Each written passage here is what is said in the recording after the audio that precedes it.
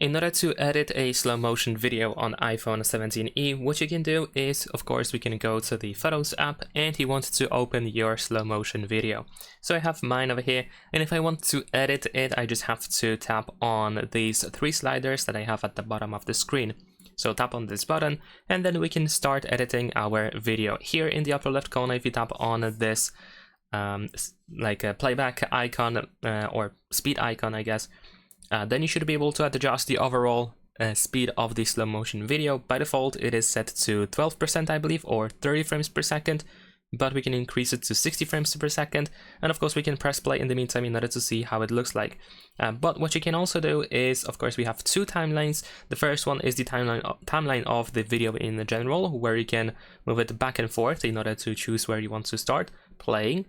And below that we have additional timeline, which is the timeline for the slow motion effect. So we can adjust it a little bit, and we can, for example, extend the slow motion effect to make sure that it plays, the whole video plays in slow motion, or just a part of it. And in this case, we should be able to grab by the start and the end point. I'm not sure why I cannot. There we go.